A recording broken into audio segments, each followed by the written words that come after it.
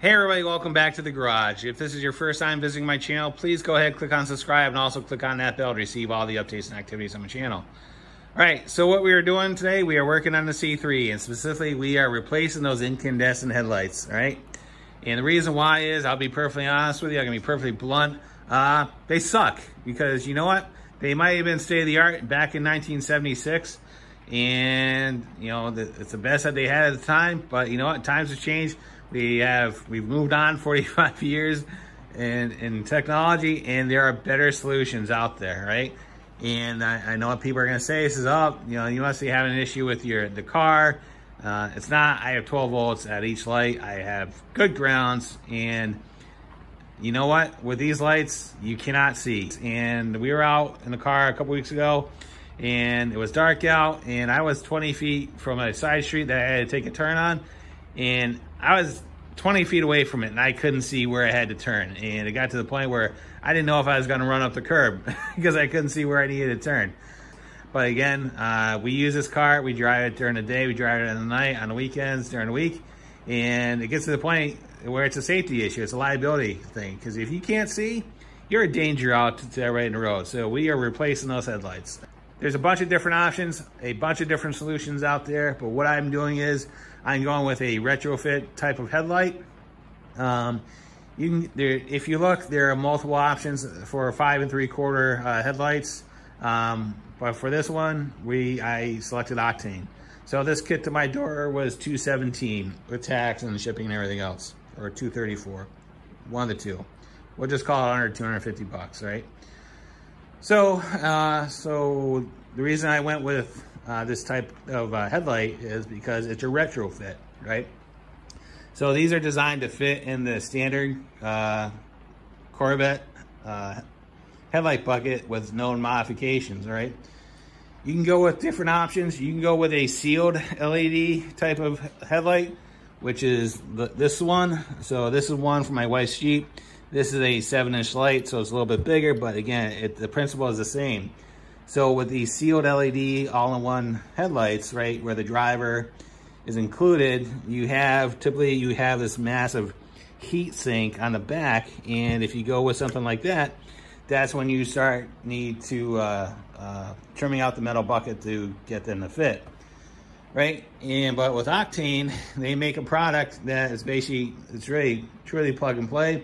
You remove the old headlight, you put in a new one, you plug it in, they supply you the harness for the high beams, and go from there, right? So really, all you're doing is just changing the assembly. You're not doing any modification to the car. So in the event that you want to go back, there's no harm on it, right?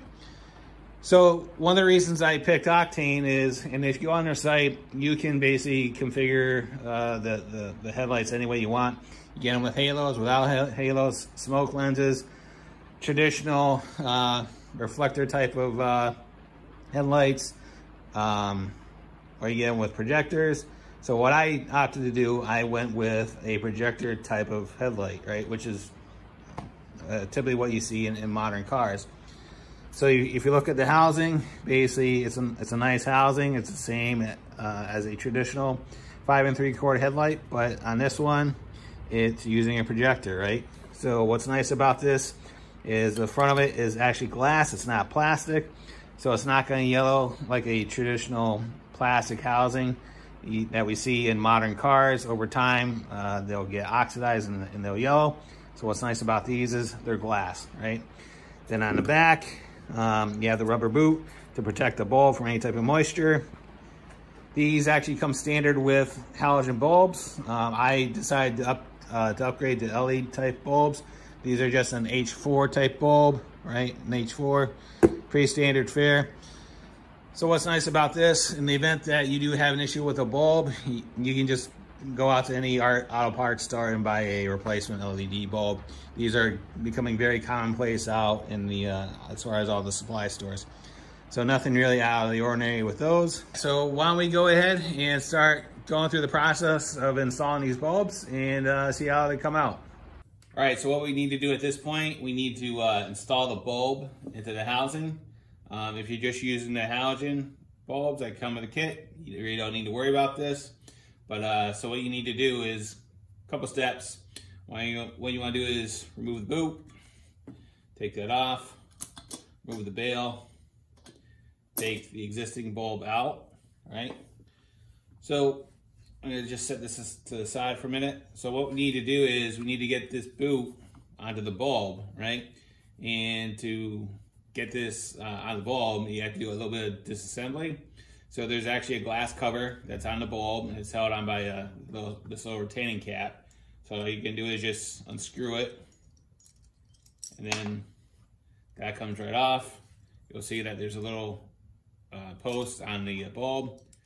Just take the glass housing off, put that to the side, right?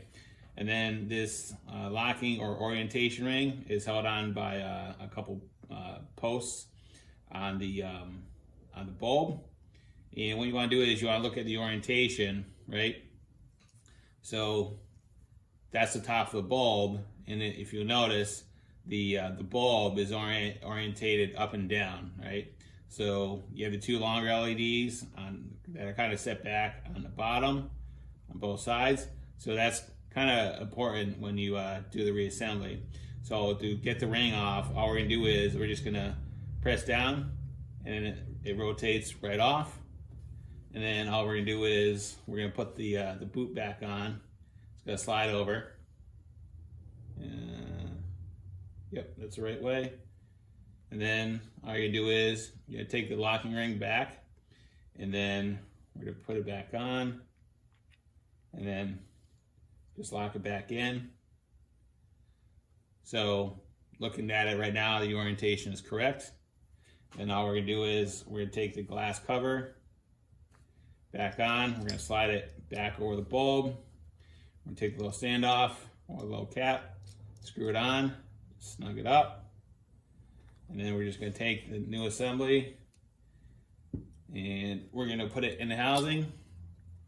So what you wanna be cognizant of is when you put this back together, you want the wire coming out of the bulb to line up with a bail. If it's not, you know that the orientation is incorrect.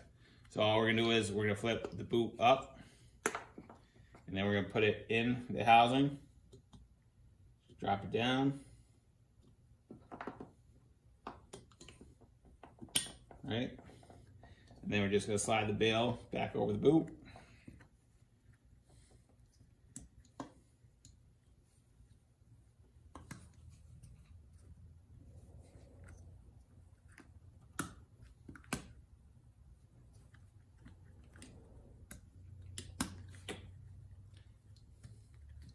Do that on both sides, and then snap the boot back down. So there's the finished assembly. So we have air, we didn't block the airflow coming in through the bulb, and there's a fan at the back of the bulb to cool the driver when it's on. All right, so at this point, all I have to do is just do the other three, and then we're gonna go ahead and install the bulbs. All right, so what we have to do to remove the headlights, we have to take the housing that goes around the two bulbs, and basically that will then give us access to the stainless steel trim rings that actually hold the bulbs in to the bucket. So to get the housing off, there's a couple screws. There's one right there, then there's one right here, there's one right here, and then there's another one on the opposite side right there. So go ahead and just remove those. Those are 4 Phillips screws, and that housing will then come right out. All right, so with the housing removed, we now have access to the screws that hold on to plastic trim rings.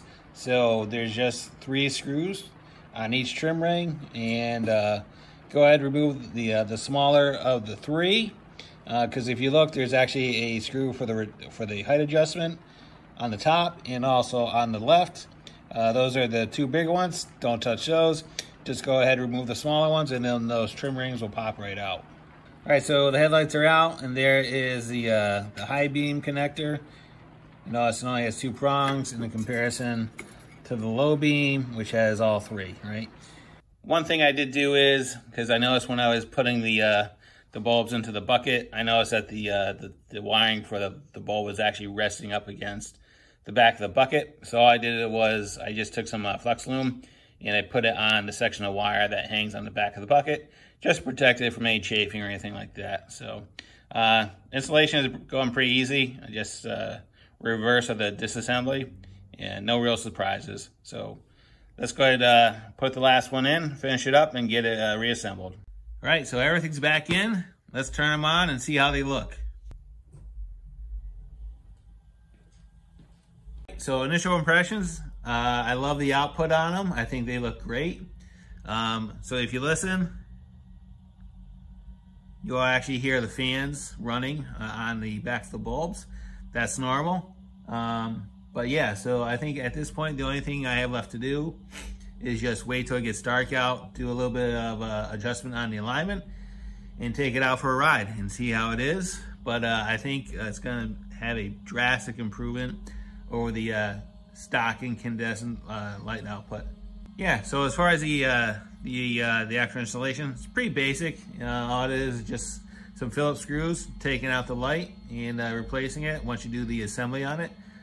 So yeah, anybody can do this. And if there's any questions, comments, thoughts, concerns, go and leave them in the comments box and I'll get right back to you as soon as I can. And as always, thanks for watching and have a great day. See ya.